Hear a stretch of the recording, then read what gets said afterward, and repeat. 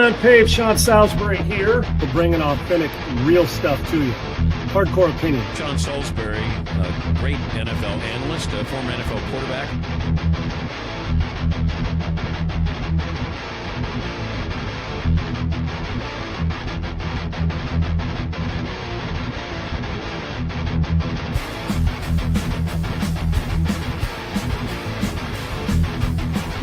To me, Tom Brady is the GOAT because he's done more with less than any player at that position we've ever had.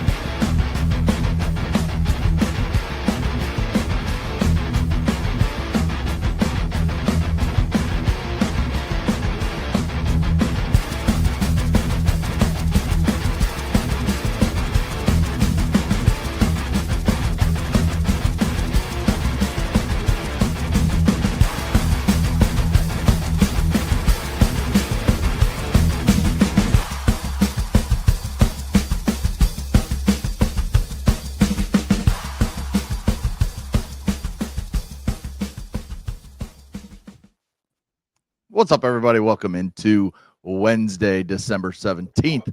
It's Unpaved. He is Sean Salisbury. I'm Adam Sager. Follow him at Sean Unfiltered, myself at Adam G. Sager on X.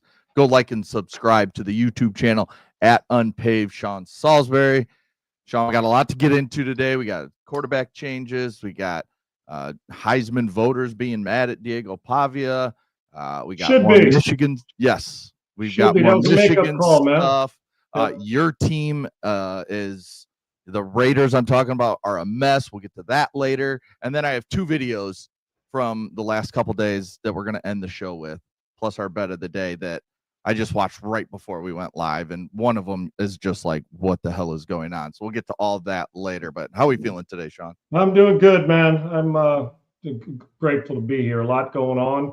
This is the I confess he did it time of year with sports, college and pro. Definitely. This is the perfect time. Definitely. This is the perfect time to grab the dollar and pass it to somebody else. So we'll get into that, I'm sure. And we start, I would imagine, with Tua at the top in that situation in Miami. Yes, Tua Tagovailoa benched by Mike McDaniel and the Miami Dolphins. Quinn Ewers, the rookie, will start. He has 8 career passes during his rookie season. It's just they put so much into Tua. And he's got so much guaranteed money next year.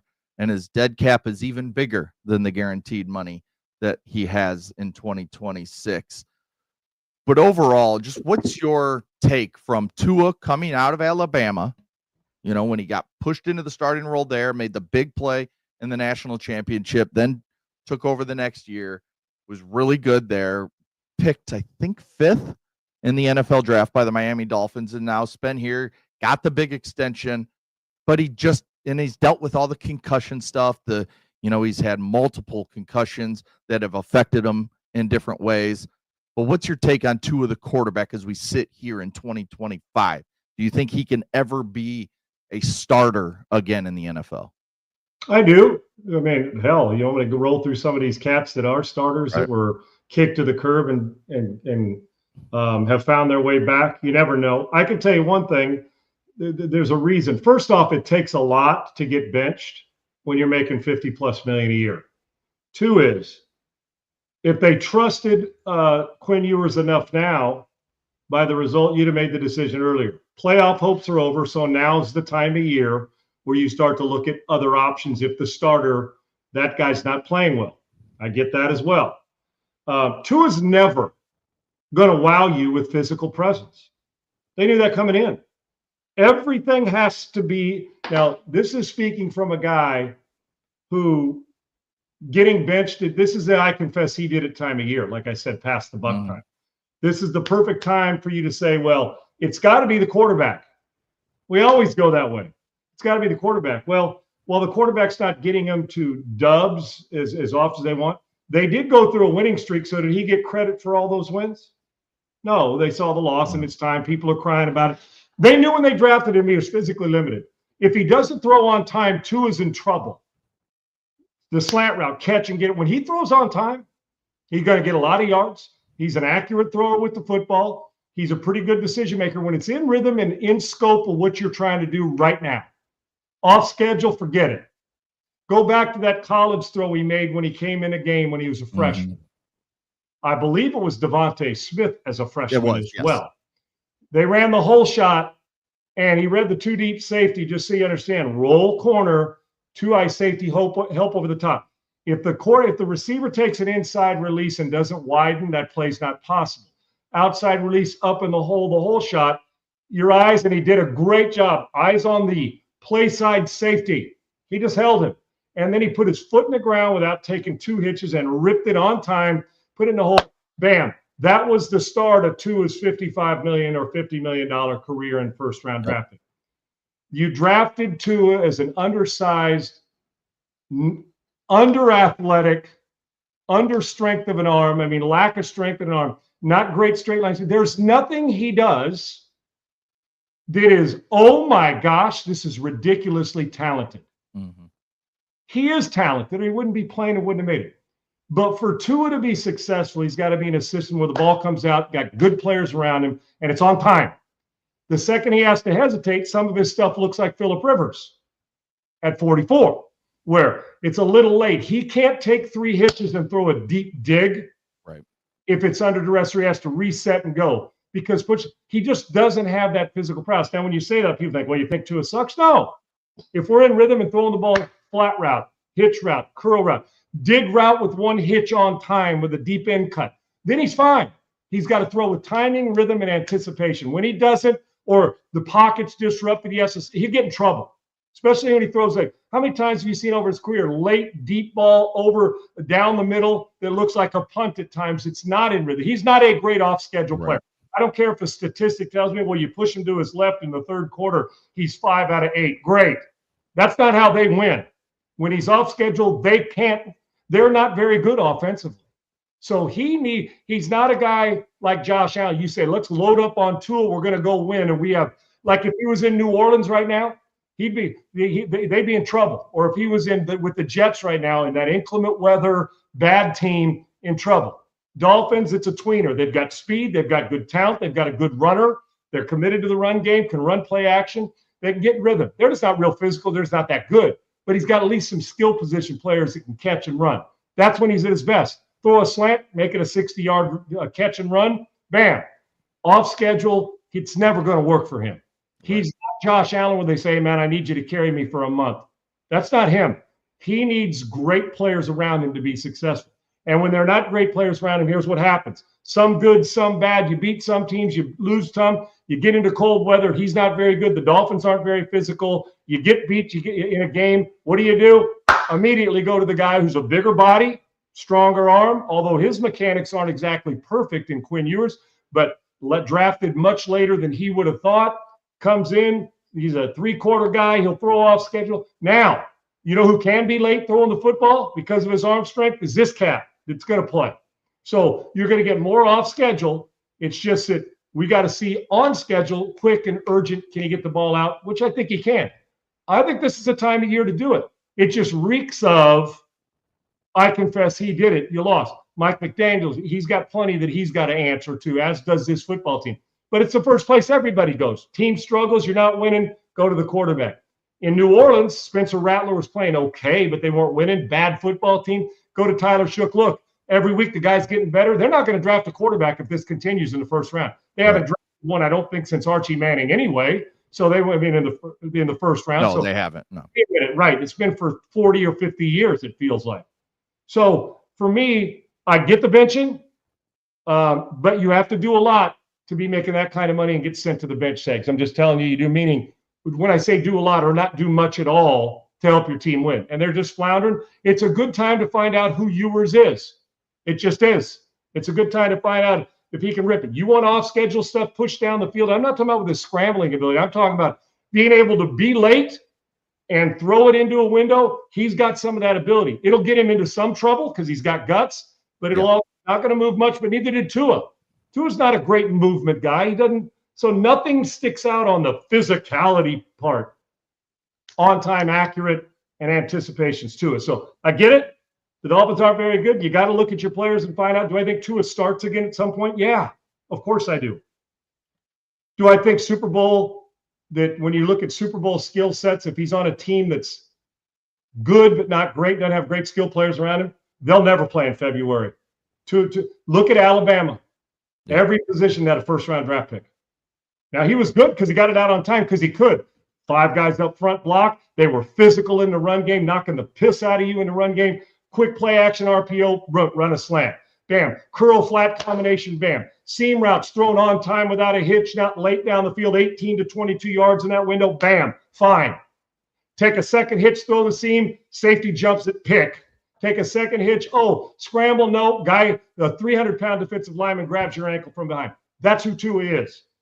Doesn't make him a bad guy, but the reality of it is, if you're looking for on schedule, on time with a good team, yes. If you're looking for a guy to carry you, it's not him. I understand the change. Now let's see if Quinn Ewers can do something pushing that ball vertically down the field at times off schedule or when he's got to take an extra hitch. This is a physically limited quarterback, meaning Tua going to a physically gifted guy. We'll find out if some of his decisions in holding the ball too long that affected him at Texas will affect him at the next level. Yeah, and I think this meaning Quinn Ewers. Yeah, I think this is easy to say that.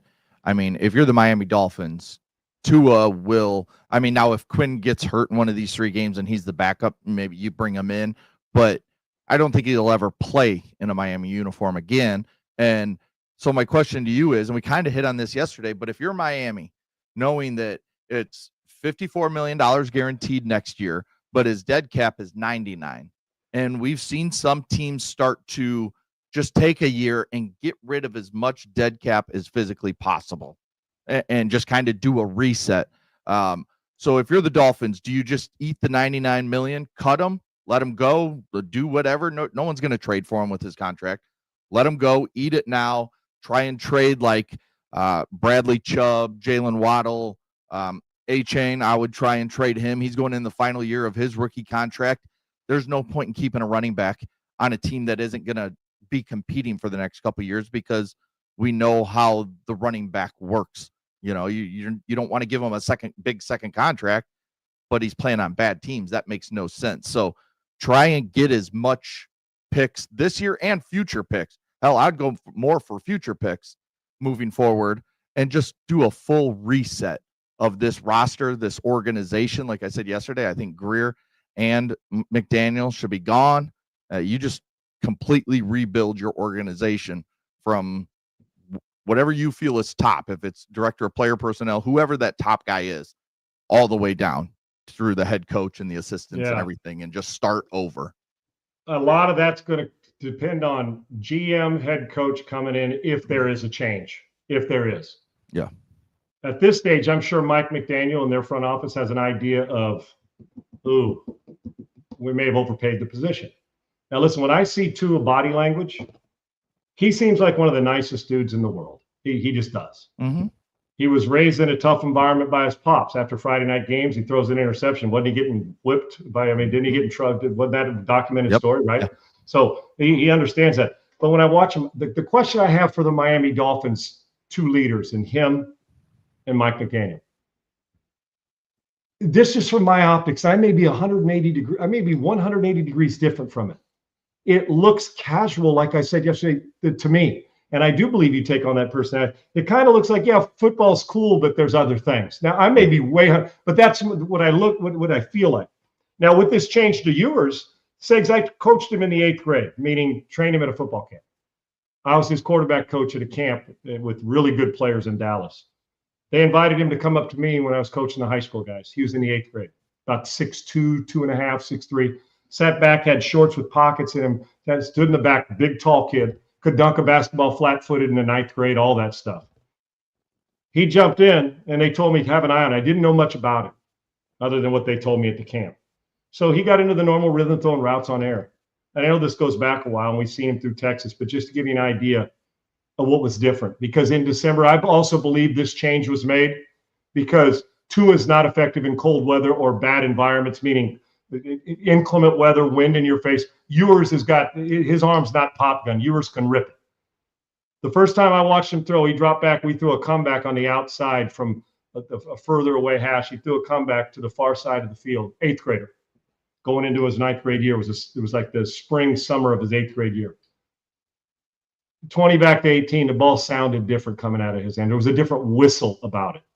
Right there. It's okay. And then you watched him, and he was gunslinger, ball drop, low ball holder at the time. Ball came out, South Lake Carroll kid, left school early, reclassified to leave as a junior and to go to Ohio State to train. We know all that.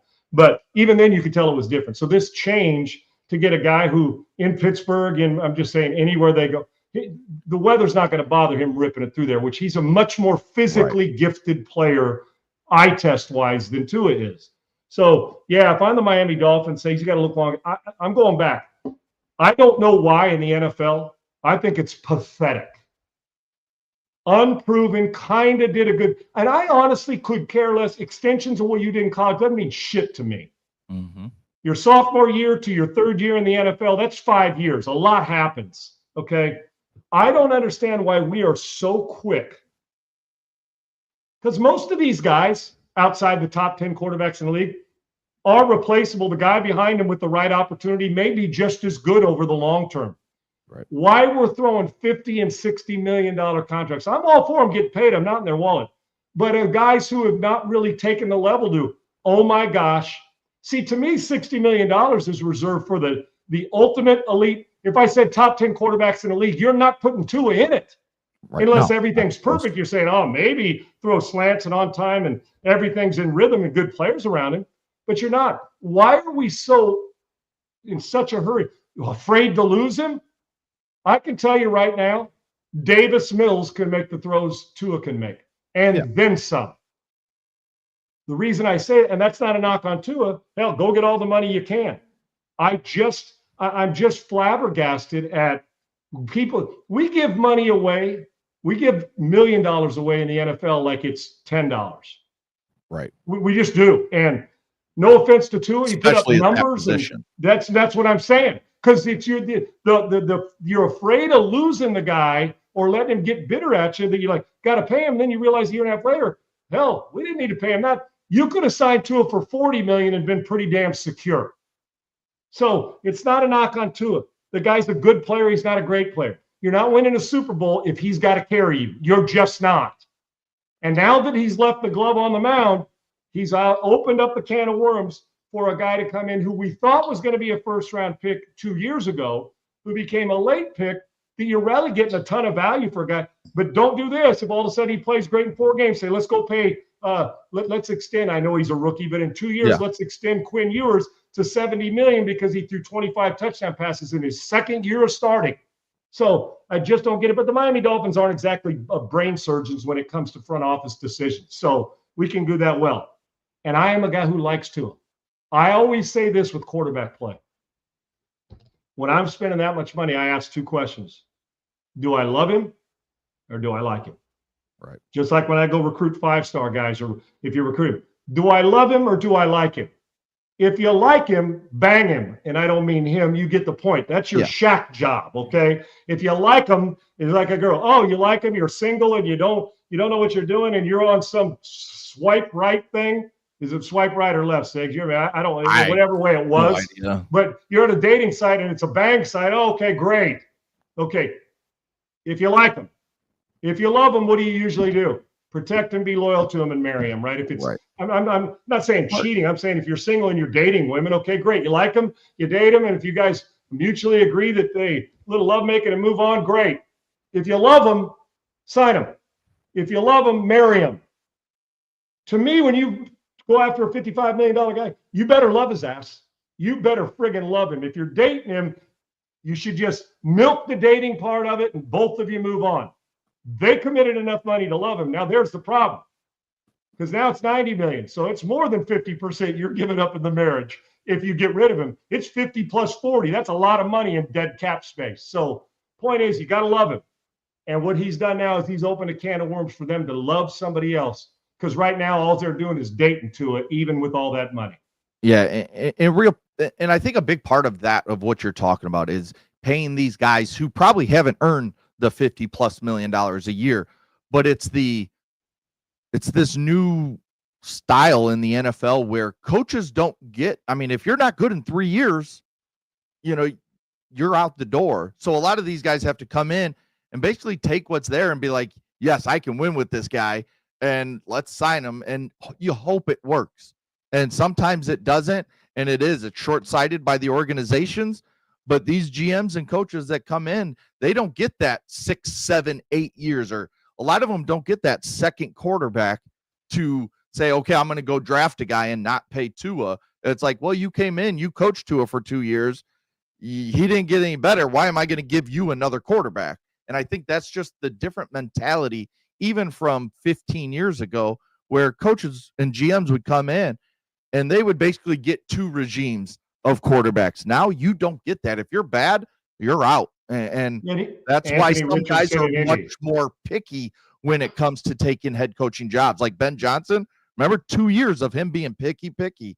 And then he decided, okay, Caleb Williams, my guy. That's who I'm going to stake my claim to, and the Chicago Bears, and it's worked out for him. And Caleb's going to get paid in a couple years because of that. He is. And listen, when people say, well, Hurts got paid, well, Hurts has been to 2 Super Bowls. Big difference than Tua. And he's even reeling right now, and they're looking for some answers there. So with this, here's another thing that's another step to this. You know, with play callers, the head coaches, and if they're taking on the play calling and they're just scoring, everybody loves them. You know, exciting young guy, Mike McDaniel, making all these calls and doing it. But if I'm an owner or a GM and I say, man, we're thinking about signing this guy, who's the first guy you go to? The first 2 cats you go to when you're thinking about extending a guy and giving him big money. If I'm the owner, I know what I do. The GM's obviously there. I'm calling in my head coach and my coordinator / or quarterback coach. And if one guy's doing both, then you call the quarterback coach. In NFL, the quarterback coach usually is the quarterback coach, and the coordinator is usually the coordinator, and the coach is usually the head coach. In Andy Reid's case, in some of the cases, they're both, right? So I call Mike in and I say, Mike, what do you think about Tua? Love him. Should we pay him? Yeah, got to pay him. Well, he hadn't gotten us to the deep end of the playoffs, and we haven't won in December and January much, and we haven't got a Super Bowl. Pay him. This guy fits what I want to do well. Isn't part of the coaching process also the evaluation of understanding how to evaluate talent, so you know how to build the talent, make the player better? You should know every weakness and strength the guy has. So basically what Mike was saying in this evaluation is Tua is a $60 million guy, $55 million guy, $54 million guy. And in the process now of benching him, did he turn around now? Are we saying, oh, it's just a bad run, we want to see somebody else? You don't bench $54 million just because we want to rest our quarterback. You bench $54 million because you got a lot of questions. Well, who was the top evaluator of this guy? Mike McDaniel, the head coach. So we give once again, I'll go back. We give, whether it's Mike or me or you or anybody else, we give all these experts in front offices and assistant coaches, and some are really good. But we automatically think because they got signed to a contract that they're an incredible developer of talent. Tua hasn't gotten better since he's been in the league. No. And he's got some really good things, put up some numbers. But listen, if you're not throwing for 4,000 yards in this NFL in a full season, then I'll be honest with you. Then you might want to take 2 weeks off and go play in a different era. Because if you ain't pumping out 4,000 yards, throwing the ball 30 times a game, then you're just a guy. And just guys are throwing for 3,800, 3,925 touchdowns. Just guys are doing that. Fall out of bed and doing that now. That's what they're doing. So, and Tua will put up numbers, but we got to look deeper than just the numbers. We got to look at the depth of the numbers, when they happen, all they happen. Tua's a good player. Tua's not a franchise quarterback. No. We'll see if Quinn Ewers is, but we give all these guys because they're a pro, meaning a pro coach, a pro evaluator, a pro offensive coordinator in professional sports, that we automatically think they're professional, all they do. I've been around plenty of guys that are coaching NFL football and college football that couldn't evaluate talent if it jumped out of their ass and hit them in the face.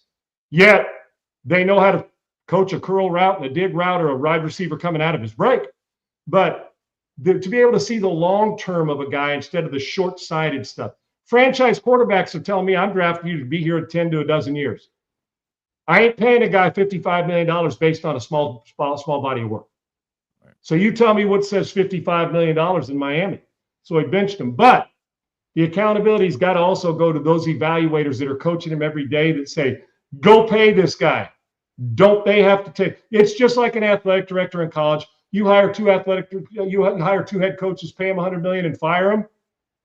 You probably got to get on the way out the door at the same time because they are tied to you, just like a quarterback and a head coach. Yeah, and that's why I think that Greer and McDaniel have to be out at the end of this season, and you got to try and rebuild that whole organization from the top down. Moving on to the Diego Pavia, we talked about what he said, when he said fuck all the voters, paid for the sign when he's out partying that, he flipped off that said fuck Indiana and all this stuff. Well, Mark Ingram, who's a Heisman voter, who won the Heisman during his time at Alabama as a running back, he had something to say about it. We have the video, so let's go ahead and talk about or show what Mark Ingram had to say about Diego Pavia. Voters is crazy when 189 people had you first on the ballot. So maybe you should have said F 643 voters. And I was one of them. I was one of them too. So he F'd you guys? He F'd you guys? Yeah, he F'd me, and that's fine. Wow. That's fine because guess what? My trophy's sitting right there. Oh, my God. I don't give a damn who you F. How's that for a mic drop? Yeah, that's when you could just show your own Heisman trophy sitting just to your left, what looked like about 2 feet away. That's again, we talked about how this made Diego Pavia look really, really bad, and people are upset, and rightfully so. So, again, I think that we're not going to hear much from Diego Pavia again. Like, he's going to move on. He's going to be somewhere, maybe get a shot in the NFL if he doesn't make a team, maybe be on a practice squad, or he could end up in the CFL or USFL or whichever one they're playing in the spring now. That's where I think he's going to be, and we won't hear much from him anymore. Let me explain. We can sit back here and say the dude has been phenomenal for Vanderbilt, and he has. Great season. That's why he finished second. He has, and he's tough, and they talk about taking on the personality of your player. They elevated their play 100%. He's as a coach, he helped get a coach a nice pay raise and extension. It was a part of it, and that's the way it's supposed to be. Just like the coach, that program gave him a chance. Here's what it comes down to. You can be a really good player and a guy we like and still make an asshole comment that you should be criticized on. I'd mentioned the Manziel situation yesterday. It feels like Johnny's matured and stuff, but at the time, and what he went through, admitting he didn't do a playbook and didn't study all that stuff. This just reeks of, and Mark Ingram's 100% right. Mine's right over there. This was the comment, whether he feels like that or not, the comment, of course he apologized the next day because he saw the backlash. Yeah. He saw, if nobody would have said next, said, yeah, I'm with you, brother, you should have won. Listen, Mendoza, while you could have voted for Pavia, there should be nobody that complains that Fernando Mendoza won it. Okay. Now I understand you want, but F the voters.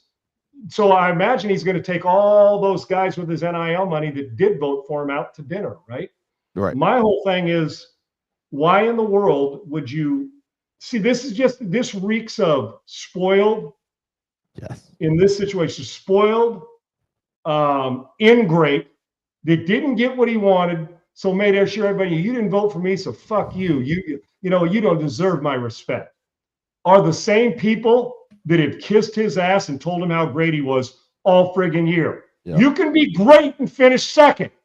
You can have a Heisman Trophy year and finish second. It's just that the guy they voted for was a bit better. And Mendoza is a better player than Pavia is. Pavia is a damn good grinder and quarterback. I'd love him on my team. This, to me, simply reeks of getting caught up in the moment with your buddies. Maybe something else, booze. I don't even know if the guy drinks, but around and you get caught up in the moment. I F the voters. And even if you're joking, joke with your buddies. Don't post it because it ain't ever going away. Ingram's right. They're all right. To me, it just reeks of snot. I'll tell you what. All the love he had, if you were somebody that wanted to hire him as a speaker or an endorser right now about a guy who's going to continue his grind, try to be a free agent on a football team in the NFL and go play and grind and wanted to rally behind him, you're probably going to think twice because you may not like the vote, but you were sitting in New York because there are some that thought some other players could have been in New York. Right. So with that in mind, it's as much as I like Pavi, and I've admired him all year long. I'm compartmentalizing on this. You sound like a spoiled, snotty-nosed kid who couldn't handle adversity when it came to the decision, yet he's proven all year he knows how to thrive in adversity. This is caught up in the social media movement of let me say something and see how it hits. It didn't hit right. He turned around and said, I love all the voters. Bullshit. You don't love all the voters. You can't stand the ones that just okey-doked you, or you thought they okey-doked you because they voted for another guy. Hence, it's their right because they got to vote. Yeah. And if I had a vote, he'd have been the second pick. Fernando Mendoza would have got my vote as well. Not that he cares. I like him. I don't hate him. This situation, I'm trying to go through players that think, well, why didn't I? Who finished second last year, Segs? Who was the runner-up last year? I can't even remember. Look, yeah, I can't remember. Who was it? Who was it? Whoever it was, I don't think they said this. I don't believe they said this. So he can go about his business any way he wants, but it almost looked like he's trying to be that guy. And just a couple of days ago, I heard him on, not that cussing makes any, preaching about the gospel and his Christianity, and he was saved. That he's in an interview. I saw that, and then turned around. Not that cussing. I mean, I cuss and I go to church. I'm not saying that, but perception of, oh man, he would have handled this humbly like he has everything else. But he didn't handle the situation right. Wait, who was it? Ashton Janty. Yeah, there you go. And Travis What Hunter did he won. say? Well, yeah, that's right. What did and you listen? Genty had a bigger argument than Pavia does. Yes. And you didn't hear one thing come out of the guys. We just have selective criticism. Pavia made a mistake, and then he had to backtrack and try to go fix it. And some are going to say, screw you, but he's out of college anyway, so nobody cares. Yeah. Hell of a career. Love the guy's performance. I thought it was weak that he did this. We all say stupid stuff. But when it comes to the Heisman, that's a little bit of a sacred ground. You got beat. Just take the high road like all the other guys who finished second that could have won as well. Yeah. It was just dumb. And now he's got to scramble around apologizing. Which one do you take more serious? F the voters or the apology? Which one do you think he meant more? Yeah, it's when adversity hits or when we disagree with something, the first thing we do, usually it's like this, Eggs. My personality, when I try to say, oh, I'm calm on the golf course, I snap hook 3 drives in a row. I'm pissed and dropping F-bombs. Yeah. And I'm thinking about snapping a club, which I have. Right. And then, or is it the guy who 3 holes later makes 3 birdies and I'm happy? Dude, I'm one of those guys. I make a birdie, I'm still pissed because I didn't make it like an idiot. And I'm not good enough to be pissed. My point is, he's a good player.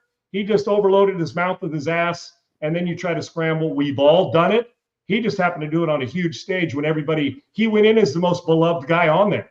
Yeah. People just voted for the guy who was better. Period. That's the way it is. Period. Moving on to a guy who we talk about Pavia not knowing how to react. A guy who knows how to react and talk to the media, and he's doing a great job of just hitting both sides perfectly. And we've talked about this, but there's a new quote from Kenny Dillingham yesterday, asked about the Michigan job, because those Arizona State fans, media, they want him to put this to bed. They want him to say, I'm not leaving, and he won't give it to him. Here's what Kenny Dillingham had to say yesterday. My job is to try to do whatever I can for the people that are with me, right? The people that are in the foxhole, the coaches that are in the foxhole with me, is I got to do whatever I can to fight for those people, for my family, for everything from that perspective. And kind of, and I love it here. I've said that since day one. That's absolutely never changing. Absolutely never changing. So, yeah, that piece is never changing. I mean, I don't know how anybody can listen to that and not, if you're an Arizona State fan, and not be worried as hell that he's leaving for Michigan at some point, unless Arizona State comes in and offers him to a massive contract, a massive raise in his assistance pool, and a ton of NIL money, because that guy right there is not telling you that he's staying at Arizona State. He is not saying it. You've given him multiple opportunities, and I think he is torn because that's his alma mater. He loves it there. He was talking the other day about living next to his sister with his parents across the street and all this stuff, and he loves being in that area. But who doesn't? Who doesn't like Scottsdale? Tempe. Yes. This is also the guy who lost Jaden Daniels to LSU after he developed him. is losing Sam Leavitt after he developed him to a bigger program on Michigan's level, probably is somewhere, if it's LSU, wherever he ends up. Dillingham can go to Michigan and keep those players and get good ones the next cycle of the transfer portal and be a top 10 recruiting class every single year. So ASU fans can say all they want. What he's telling you right here is ASU's got to come up with a lot more money and make it a lot sweeter here for me to stay, or I'm going to Michigan. I'm more convinced that Kenny Dillingham's not all in than I am he is at Arizona State. Now, listen, if I was an athletic director looking for a coach, I'm interviewing the guy. I love his approach. He's done great things at Arizona State. Listen, going in, if you'd have made a bet Arizona State was going to make the playoff before last year, you'd have made a lot of money. I don't know what the odds were going in, but I'll guarantee you they didn't have them in a playoff. Okay, I'm just going to tell you that. A good team, right, but you didn't expect them to elevate to that point. I didn't. Hell, they took Arizona State took Texas to the brink, didn't they, Seg? I mean, they played them pretty damn good in the game, right? Yep. Okay, listen, man. If you're a fan or an alumni or you're administrator or you're a student there, these two conversations we've played these last couple of days, these press conferences, ought to tell you that that door is still open, not closed. Because the one way you close it, the only thing missing is for him to say, this is my dream job at Arizona State, and then leave the next day. We hear that from coaches in the past. And I think Kenny is. I think he's all in for this bowl game? And of course I do. I do while he's coaching him. He is. But when he said that, the answer, he's beating around the bush on the answer that we're looking for one thing to say if you really want to tell me you're all in. I am not going to Michigan. I called them and said, thank you very much. Respect the program. I'm Arizona State. If he wasn't an alumni, Kenny Dillingham would already be gone if they offered him the job, in my opinion. And I wouldn't blame him. It's friggin' Michigan. You going in? Now, listen, there's a lot of baggage there, but that baggage can get fixed. It's not his baggage. Now, he may have to repair some of the baggage of the PR thing, but Kenny Dillingham ain't Sharon Moore right now, and Sharon Moore wasn't Jim Harbaugh, and Harbaugh wasn't Bo Schembechler. Okay, so whatever goes on, Michigan, would we understand why you'd listen? Yeah, I get why you listen. You're driving a good vehicle now. It's really nice, but you love speed and Ferrari, you just never had the money to pay for it. And then the Ferrari says, hey, you can have this, and we'll give you 4 more. You're like, well, of course I'm listening. But have you yet to hear him say, he tells you how much he loves Arizona State? Yes. How much he respects Michigan? And thank you. I got to coach the guys that I'm with here now. So when this game ends, his bowl game, then what? Right. He doesn't have to coach those guys that well. He's got to re-recruit them. So if he wanted to end this, so we're not continuing to talk about it, just tell us, I refuse to leave Arizona State right now. This is my place. And if it means getting a 5 more or 6 another year extension, maybe that's part of this plan too. I get why he wants to stay. But he has told me nothing yet that tells me he is not still open. Without even kicking, you don't have to kick the door. You know how you pull a door, but it's not quite shut. Says all you got to do is put a finger on it, it'll open. Right. I think that's where he's at. And I don't blame him for listening. He's trying to say all the right things. He's young and he's still learning it. But Kenny Dillingham, I don't believe, has put his foot on the Michigan throat and said, not literally, but figuratively, and said, I'm not leaving Arizona State. Because I'm going to tell you, Segs, jobs like this do not come up many times in your career. Now, the Lane Kiffins of the world get 5 opportunities like this. Maybe Kenny will too, but they just don't. So would I get it? Yes, and ASU ain't paying him the money Michigan is, because Michigan said they'll go deep. If he's their number 1 choice and he wants to go there, I don't see how Arizona State, unless Kenny, then we'll know. But if that's the case, then tell us there's no amount of money on this, at least in this cycle. This year, there's no amount of money, no amount of prospects, no amount of convincing you can do to get me to leave my place where I went to school and I love this place. And we're going to build it. We're going to try to continue to do what we're doing, build on what we have these last couple of years. And thank you, Michigan. I appreciate the offer. I'm just not doing it. I'm taking my name off the record. Then if he were to go there, we'd all look at him like he was a fraud. Right now, he's saying all the right things. But Michigan's job, in my opinion, from my ears, there's not anything he said to squelch the fact that Michigan's still in play. And if Arizona State doesn't know that, then Arizona State's on crack. Okay. Yeah. It's he's just doing nothing to squelch the rumors. No, and I get it, but you can't pee in our face and tell us it's raining. That's alive and well. Just so you know, his Devils play the Duke Blue Devils December 31st. So we're still 2 weeks away from that game. So if he's wanting to coach that game or whatever, I mean, I don't know if Michigan's willing to wait 2 more weeks. I don't know if they have a little backdoor deal like, hey, you just stay, coach your bowl game. We'll announce it when the game's over. Day. Yes, as soon as the out of respect to you and your kids in Arizona State. Boom, right. here's the deal. We're done. Transfer portal opens 2 days later, and then boom, let's go. Right as the new year hits, let's go. I'm not sure. If this, what's the date of their game? What's the exact date of their game? December 31st. The 31st. Okay, you said that. I'm just making sure. Okay, so on New Year's Eve, if the Michigan Wolverines do not have a coach by New Year's Eve, you can start to put the pieces together in that final puzzle. And it may be somebody else who played that time, but it's a coach who's coaching right now. Somebody else. The longer this goes, it'll tell you whether it's DeBoer. Because if you want Kyle Whittingham, I'm gonna send him a text today. If you want Kyle Whittingham, you don't have to wait. Go sign him. And if Kyle wants to take it, you're not competing against anybody. You just got a guy that you can go get. Right. But if it's a Dillingham or it was DeBoer or it's somebody who's still in a bowl game or a playoff, the longer this goes, you'll know that's the case, which I imagine it probably is if it's not Kyle Whittingham. So with that in mind, Kenny's not saying anything to detour Michigan, and he's trying to keep Arizona State alive. And I love if they do and he leaves at the end of the 31st, we do got to give both sides credit for not blowing it for the kids that are already at Arizona State. Yeah. That was so, but there is nothing that's told me that window's closed if, in fact, Michigan.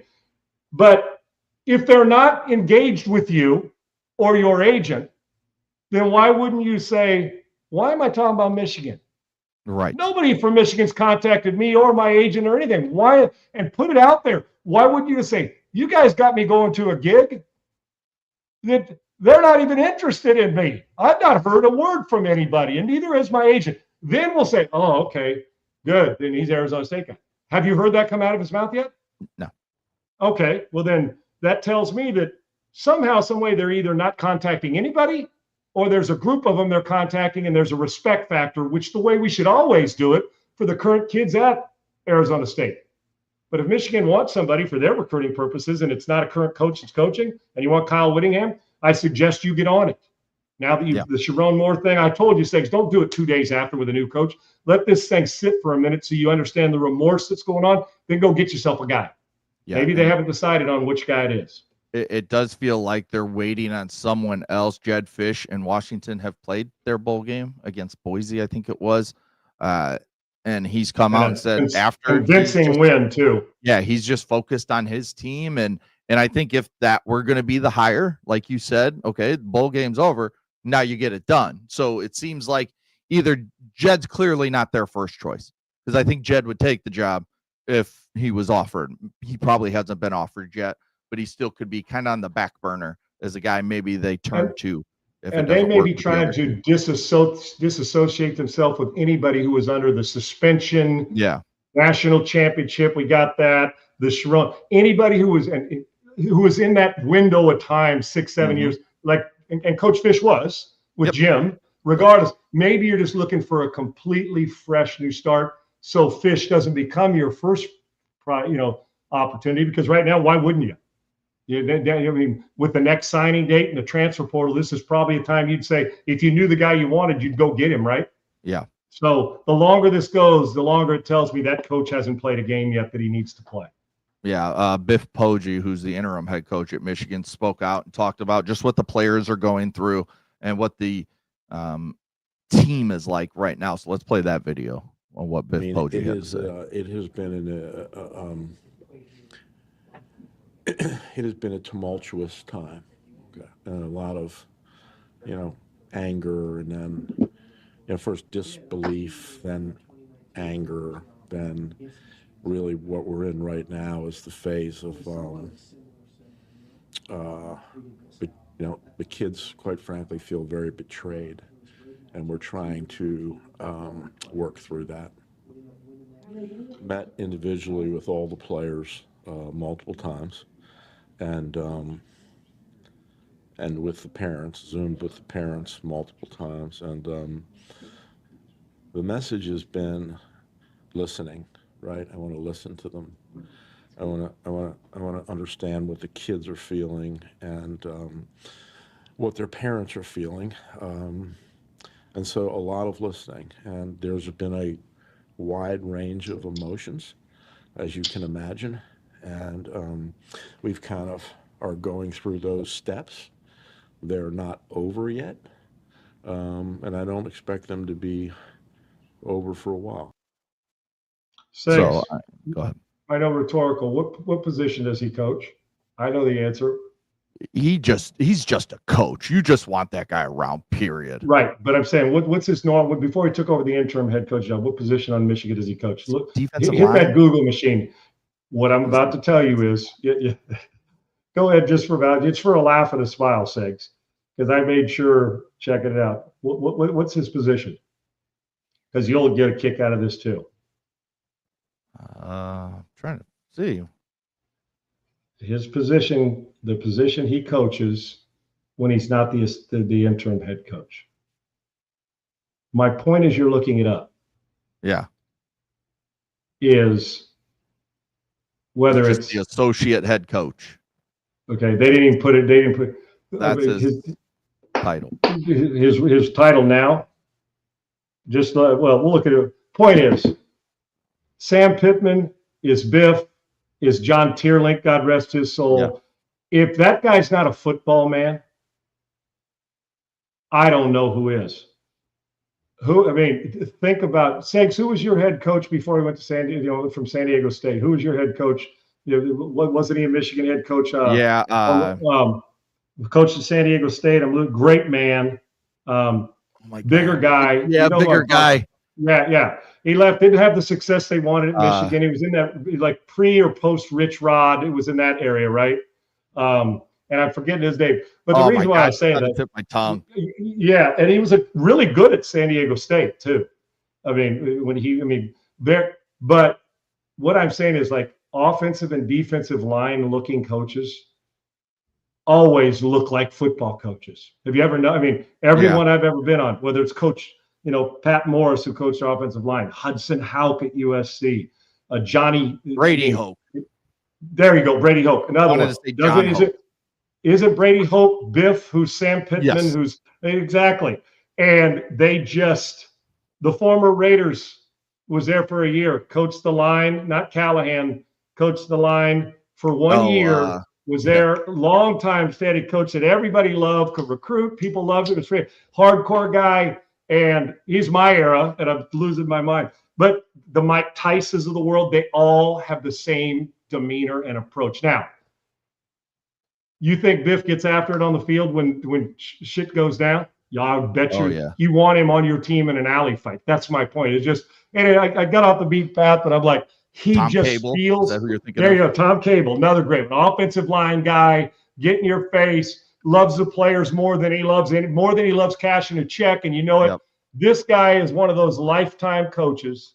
He's been around. He knows football, but just the way they handle it. Because I know this about line coaches where I've been. Defensive line, offensive line. You know the one thing they always have in common? Betrayal hits them hard. Now, I know it hits a lot of people hard, some of Jeff more, but they take it personal. Now, I don't know, you know what I'm saying? The feeling, they take it personal because they almost feel like they're an extension of their kids, meaning their players, which they are. Right. He's right. You go through all the emotions, and Michigan's going through it now, and he's trying to do everything he can to soft cushion it and to take a lot of it on himself when he's not responsible for any of what went on with the former head coach. Yeah, he's a guy that I don't care which coach, if it's Dillingham, DeBoer, I don't care which Urban Meyer, I don't care who it is, comes to Michigan. That's the guy you want to keep around because he's one of those guys that stays there forever through 5 coaches because they all want him there to. It would be like a Coach Orgeron if he had never went on to be a head coach. Put Ed Orgeron in the same category. Football guy loves the kids, gets after it, will put his hand in the dirt, and while he'll try to have an offensive lineman block him on the practice field while he's the head coach. But for instance, at SC, if Orgeron said, I don't want to be a head coach, I love this job. He's the guy who'd be your defensive line coach and coaching defense for and recruiting coordinator for 40 years. Yeah. Those guys are fiercely loyal to their players. And so they feel all that emotion. You could tell Biff does as well. Yeah, he left for 2 years, went to Charlotte to be the head coach, and That's it didn't exactly work out right. there. And it was like the second he was fired, it was like 2 minutes later, there was a tweet like, yep, he's going back to Michigan to Jim Harbaugh because Harbaugh just Of course he wanted is. him.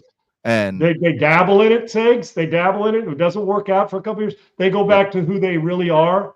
And they love that, being able to be around shoulder to shoulder with the players as position coaches every day. are you surprised that the young lady that had the affair, the inappropriate relationship with Sharon Moore, is still hired or still employed at the University of Michigan?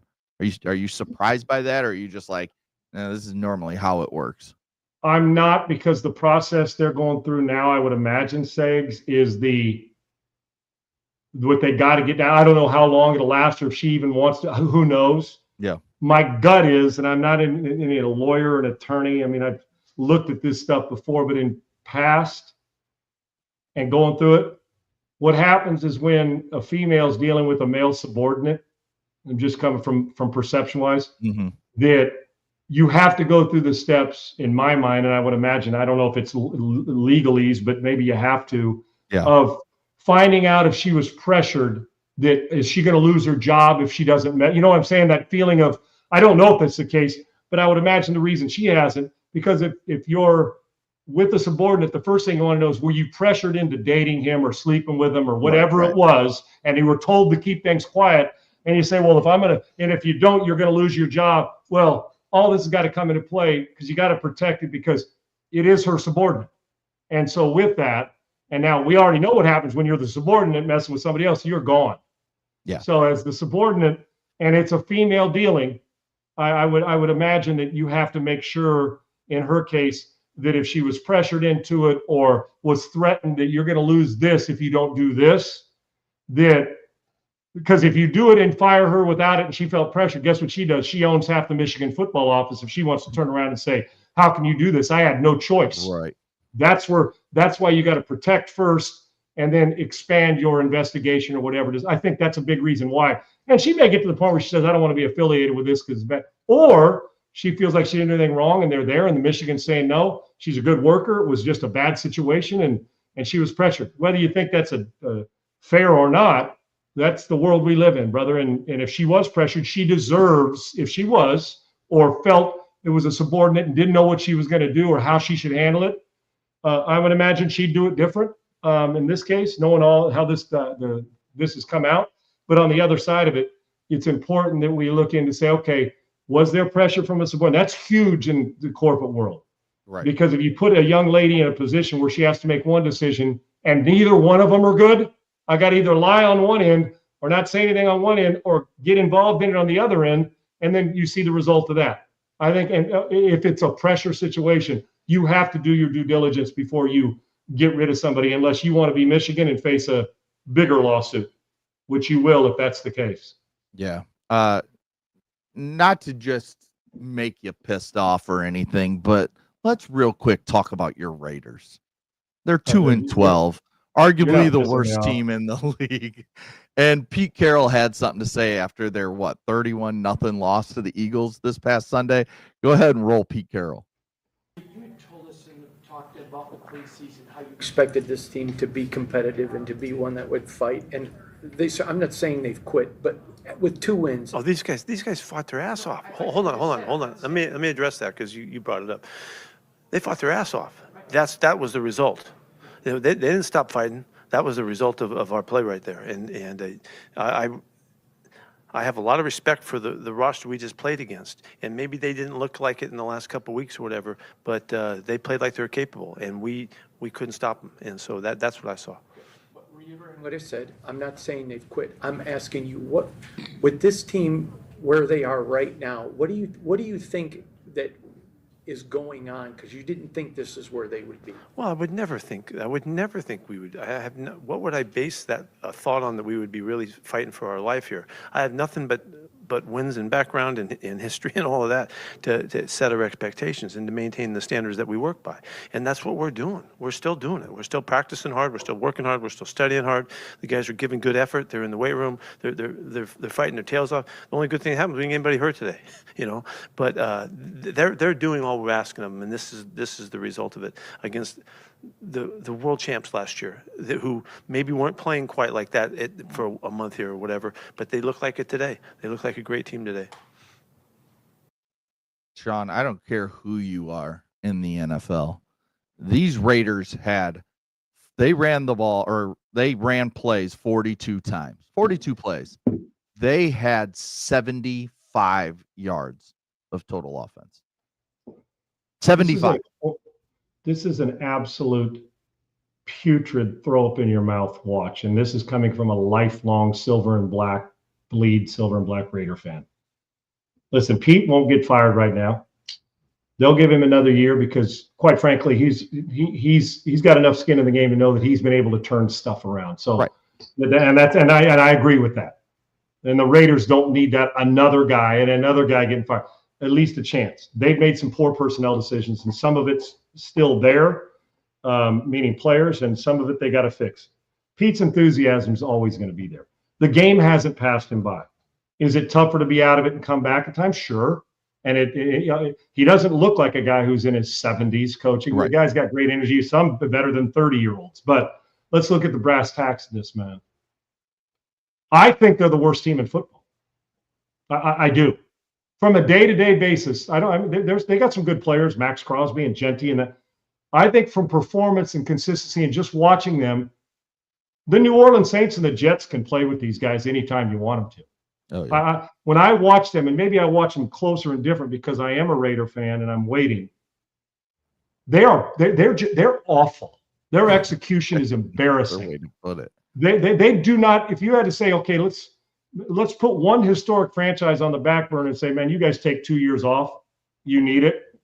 Them. They're there. And I know people, and they're saying, well, what about our Dolphins or our Cleveland Browns or our New York Jets? I get it. And I'm a little more emotional about it because it's the Raiders. But I can tell you this, the second a head coach starts his talk, and God bless you, Pete, a lot of them do it, with we're playing hard, that tells you they're shitty. Yeah. Because that's the crutch to lean on when you know your team sucks, and he knows his team. Doesn't mean he doesn't like the players. Doesn't mean he doesn't have individuals that are good. The overall sum of this group, not the parts, the sum, is I'm not telling anybody anything they don't know. Look at the left column on your screen.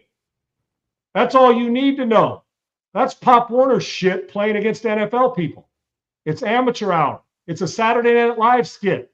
It's a should we show up, but just play hard. Whenever you're complimenting $10 million, $12 million, $500,000 of your players, that whatever they're making, that they play hard, that's when you know good teams don't start off. I'm talking about consistently good teams that win a lot. Maybe one time you'll hear a winning coach or a team that's 10-3 say it.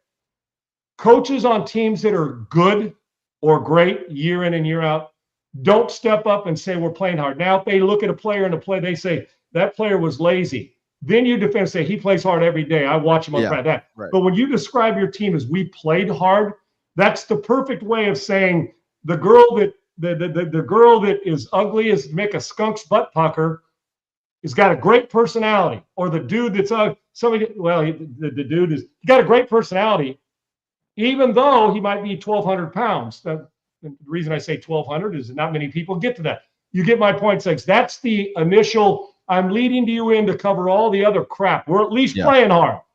Well, it's December. You get paid. You got a job to do. Yeah. You don't get credit for playing hard. Sorry, you just don't on any team. So that's when you knew right off in that this team, that he knows this team is toast and they're bad. We play our asses off. We just don't play very good. Okay. I could find 12-year-olds to do that. Yeah. Real quick, as a Raiders fan, let's say they're 2-12, currently sit in the number 2 spot in the NFL draft. Let's say they jump. Let's say the Giants win one of their last 3 and the Raiders lose out and they get the number 1 pick. Are you taking Fernando Mendoza, Dante Moore, whoever your quarterback 1 is, or Are you looking for a team maybe around the 5-6 spot? And I don't know who, I can pull up. Let's just say Arizona wants, or the Jets. The Jets are sitting at 5. We need a quarterback, they think. We want to trade up. Are you taking the first quarterback in the draft? Let's say Mendoza, who just won the Heisman. Or are you taking the haul of picks and kind of rebuilding for a year and saying, okay, we get a first this year, we get a second this year, we get a first next year, and a second next year. Let's just say those 4 picks for number 1. Are you taking the haul or are you taking the quarterback? Which are you doing? Well, first off, and just racketeer, calm down. His old ass needs to retire. He'll be retiring soon. Talking about Pete Carroll. Listen, if they fire him, okay. But I'm going to give Pete one more year, like I'd like to do to most coaches when they've struggled their first year, like I do for Aaron Glenn. Unless it's you've completely lost the team. Pete Carroll hasn't lost the guy's belief. So I don't need to calm down, because I'm talking about the Raiders. You need to calm the fuck down, because he'll retire when his old ass is fired. Okay. If that's what you want to call it. But I imagine he's got more energy than me and you and racketeer 480, 48, 12 combined. So, but you got to get results or you will be fired. Here's what I'm doing with the Raiders, Segs. Great quarterbacks on shitty teams become average quarterbacks. Does that make sense?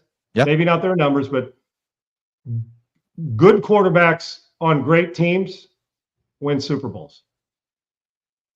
I can go through that list if you want. Now, Aikman, great player, with a bunch of great players, they win more than one. Right. Tom Brady, great coach, phenomenal roster, even though you may not have had the Moss at a time, Gronk, we may not have had certain rosters, but Peyton Manning, hell of a player, hell of a coach, hell of a football team, you win multiple times. Mm-hmm. So, you a good Archie Manning, great quarterback, bad teams. You have a good career. You don't win a Super Bowl, and you get your ass handed to you, and we all credit you for being able to withstand the ain'ts. Right. Okay? So, to answer your question, as much as I like Mendoza, I'm going to scour first off, Segs, because I do think that they still need to look outside that box and decide if they really want to push forward and Geno Smith's a backup now or a starter. I got to first off, between now and then, find in the free agency world, if one of these quarterbacks, and I'm not talking about Russ Wilson right now, if there's a quarterback that somebody's willing to part with that may be a player, and I don't think Kenny Pickett's your long-time term starter. I don't think Geno Smith is the way they're playing. I'm going to scour it first, Segs, because I prefer, even with a good quarterback or a really good quarterback or a great one, you're going to need more players around him to get to maximize his ability and take it to another level. Josh Allen on the Raiders right now, the Raiders are not making the playoffs this year. Right. Or next year, unless they get a haul. So what you're going to have to do is probably part with one of your good players like Max Crosby and get 4 more. And then you're going to be picking in the draft and maybe trade a few other players. You're going to have to start from the bottom. So for me, the first pick of the draft if they had the first pick there, I would not take Mendoza, because I don't know if Mendoza can thrive on a team that's not any good.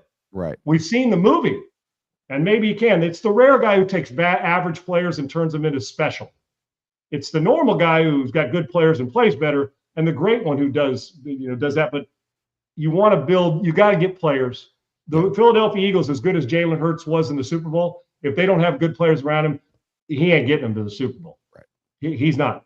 Hell, look, Josh Allen, Lamar Jackson have had some good players around him. As good as they are, they have not played in February. Right.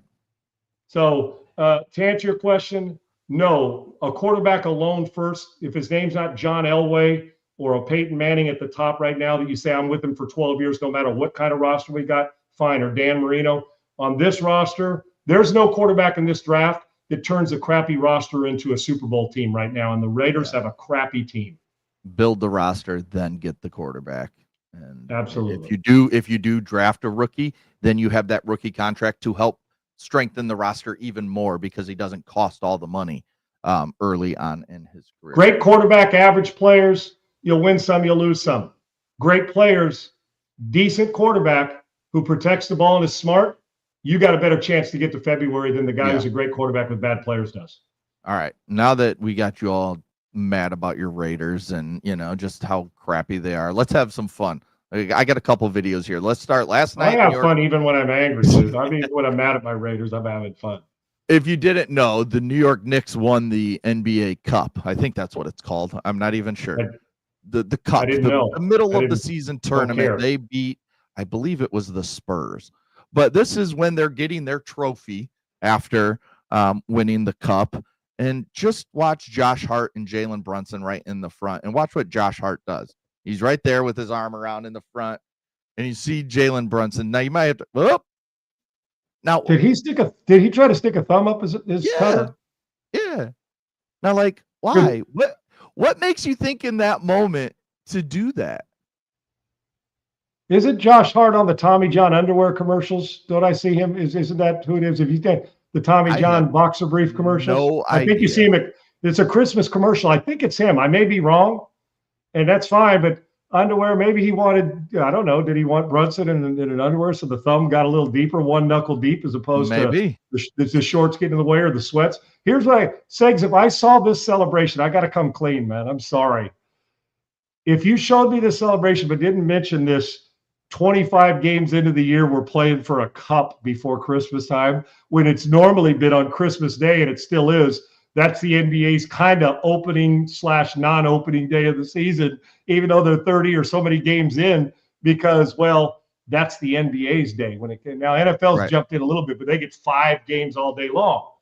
If I'd have just seen this, and you wouldn't have said anything about, the guy going one knuckle deep on Jalen Brunson, I would have said, when did the Knicks last win an NBA title? Was Clyde Frazier and Earl the Pearl Monroe and Willis Reed part of that team, and Phil Jackson and Dave DeBusschere and Bill Bradley? No. This celebration, I understand get excited, but are we serious? They won. That's like hanging a banner for second place. Okay. Now, in this case, the funny part, I don't know. Now, we all have that time when we'll Mitch Kupchak a guy, and we'll, walk by and slap a guy, backhand him on the ass or pat him on the back and joke and have fun. But I don't know, dude. He almost was like, how they say sit on this and spin? Mm-hmm. It was like, how far can I jam and Brunson was like, screw the celebration, dude. What in the world are you doing?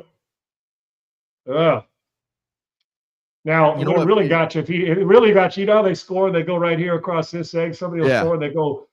If he'd have done this, then we'd have known he didn't fake the funk on a nasty dunk. And let's remember, these two went to college together at Villanova for multiple years. They've been teammates. I don't think Jay Wright taught that at Villanova. Who knows what was going on at Villanova with these two? Because, he was really comfortable just. There's a knuckle. What the hell are you doing, man? I'm trying to get some trophy, and you're trying to turn me into like what? Spin. What are we doing? It was AI, my ass. Was it AI? I don't think so. It was AI. Man, the fact that you have to come up, was it AI? Just laugh about it and say, I'm just doing guy things. Even though, Jalen Brunson didn't think it was a guy. He looked around like, who the heck's probably who's thumbing? Yeah. How is that AI? Is that really AI? Let me see. No, I don't. Hand on the shoulder. Man, I'll tell you, AI's got to be awfully. AI's got to be awfully talented if that's the case. Yeah, Man. This was from a can you read some I saw it. Do we have any of the comments under it was AI? I would sure like to read those. I would like to see. I got to see those. That's we're not talking about that is my favorite thing to do on the internet is find. Oh, dude, look at the comments. AI. Yeah. Just look at any video you see and then just look at the comments. The comments are the greatest thing in the world. Insane. Yeah. Okay, here you go. Ready? You get it was AI. Corn pop. It was all in. Okay, that's what we have a bunch of memes and videos. Allen Iverson, we've got his hands on his hips looking like, that was definitely Josh Hart, not Allen Iverson. Dude, that was a violation. Bro was caught in 8K and trying to say it was AI. It's got the laughing gif from Ray Liotta. Then it's got Yoda in one saying, cooked I am. It's got Mr. Allen going simpatico. This post was AI. There's another one that said it. No need to hide the love for Brunson. Perhaps I am AI. Did LeBron teach you that? These are all comments on the it was AI from Josh Hart. Dude, now the comments are Absolutely. Then there's one that's like, bruh. The comment, that's what on any of them. Now, some are relentless. Some people will make these comments when somebody's going through really hard times. Yes. But this is funny. He's never going to beat the allegations now. Oh, that's wrong. Got the picture of 50 Cent smiling. One says, I'm just reading what they say, not me. One says, it was gay. I mean, hey. I mean, I don't. Then another one's got Freaky Boy. Just read them. That was from Incognito tab number 3. Let's see. Congrats, Josh. Laughed my ass off. Sure it was. Best tweet ever. Dude, it just, the comments are priceless. I don't know what he did, and I'm not going to make that big a deal of it. It's just funny. I can tell you this. If that was the real video and AI doesn't deny it, or AI denies that it was them, Jalen Brunson wasn't too pleased with the one knuckle. No, it was. I got one more video for you, and I saw this, and I mean, are we gonna? How's the segue? Are we going to something funny or is it serious? No, this is funny. This is funny. This is your guy, Gary Busey. Oh gosh, I can already imagine. I don't know where I saw this, how it popped up on my feed, but this is the video I saw this morning. I was just like, we got to show this. Hey, it's Gary Busey, and I have got a great Christmas present for you. Listen to this. Honk! Honk! That's what a goose sounds like when they're flying. They let you know they're up there. Honk! Honk! You get a bunch of geese together. Honk, honk, honk. They're honking in the air. That's not Gary Busey. There's no That's friggin' Gary way. Busey. There's no friggin' way, dude. That's Skeletor. That ain't Gary Busey. I love Gary Busey, dude. Now he's a nut job. There ain't no doubt. His son comes to my. He came to my golf tournament. Jake was a fun dude too. Loved it. There's no way that's him. That's AI, right? No, that's Gary Busey. He's looking a little rough for a while now. A little. For a while now. I mean, I love him.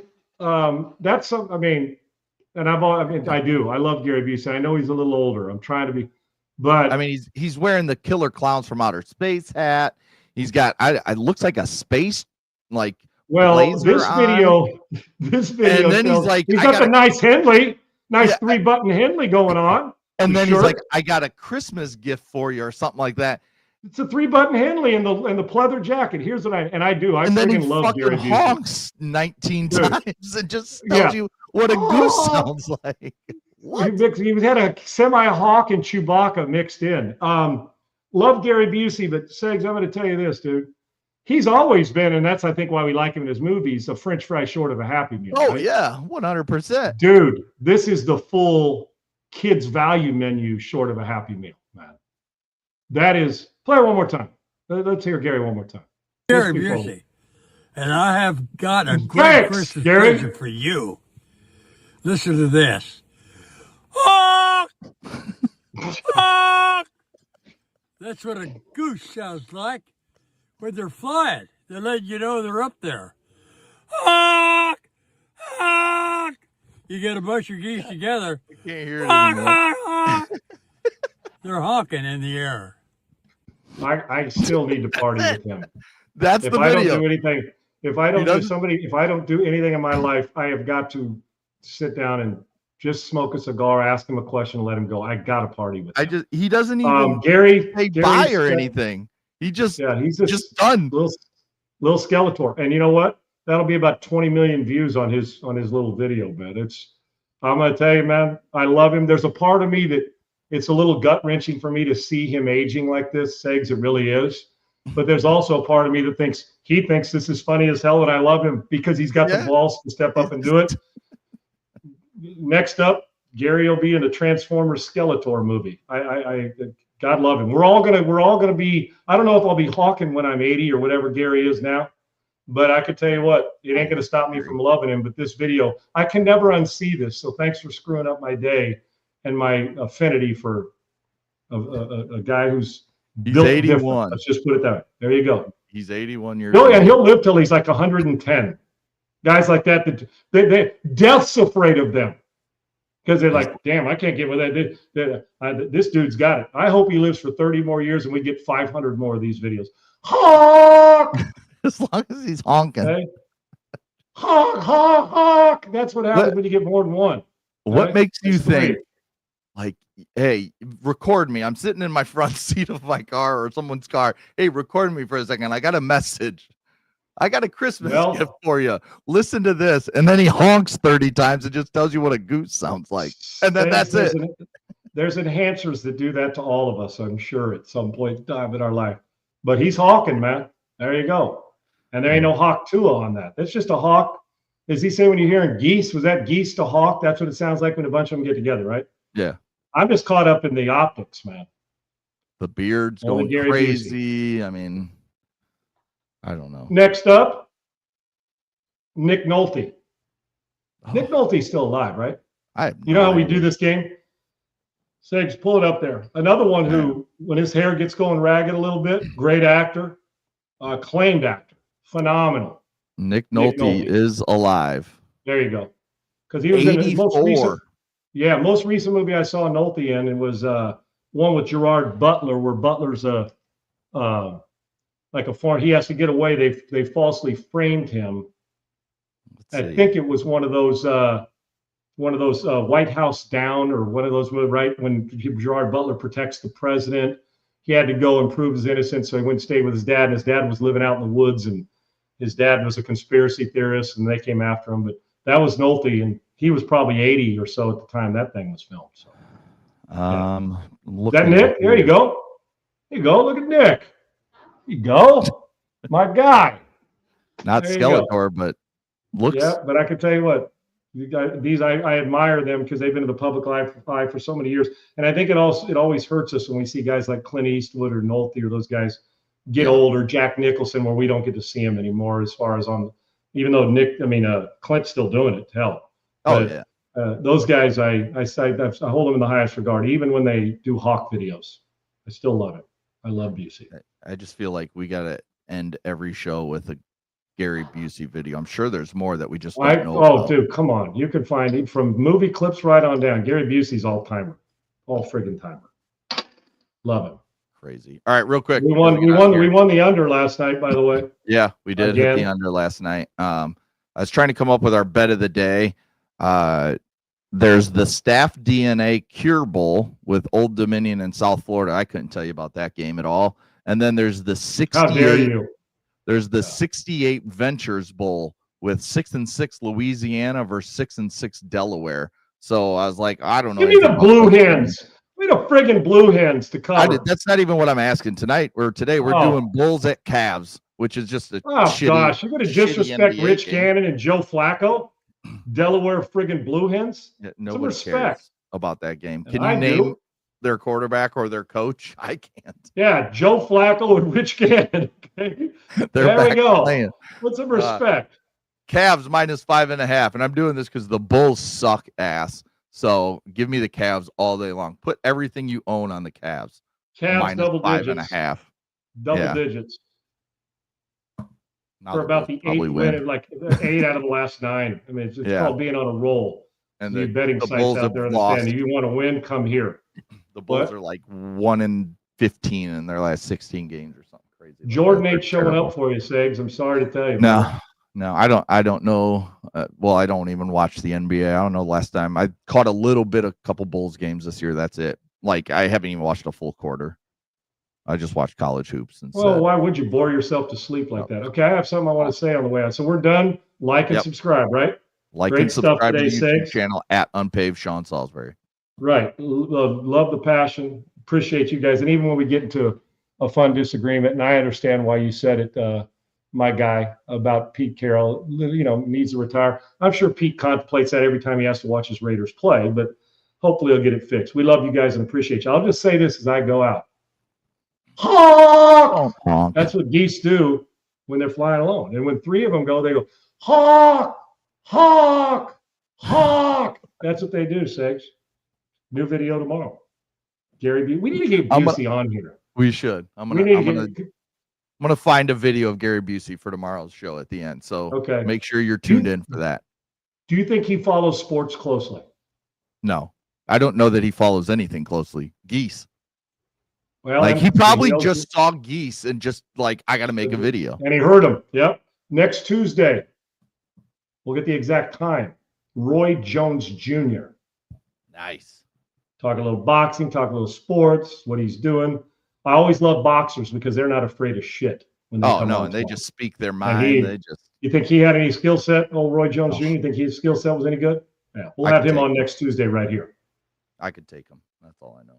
I'm going to ask him first question. Say, you've been around me when I get like, we had Bernard Hopkins. What's the first thing I always ask? Do you think I could kick your ass in a fight? I ask them all that. And they all, first of all, they smile and say, well, take your best shot. Yeah. I've asked it at a radio room. They'll sit down and I go right to all of them. I've asked Evander Holyfield. Holyfield looked at me like, then he got that little smirk on his face like, you're not basically. And I said, I'm 6'5", 240, 230 now, but 250 or maybe 290 then. What do you think? And they just smile like, son, you better do it. And then the last thing is we had old Golden Boy on. Dan and I did. That's the only one who said this. The rest of them looked at me like, well, take your best shot, but it isn't going to last long for you. Right. And he said, why am I losing my mind? I'm like, Golden Boy. What's the boxer's name? Golden Boy Productions. Well, yeah, you do know. See, we got called me in Gary B. You know who I'm talking about. He's a boxing promoter, boxed, was a champion, all of it. Somebody scroll. Tell me who's runs Golden Boy. Yeah, Oscar De La Hoya. Dan and I are interviewing, Dan Patrick and I are interviewing him in Bristol. He's in studio. A little guy, and at that time, hell sakes, I was 275, 280. And so I looked at him and I said, I'm 6 years out of football or something, whatever it was.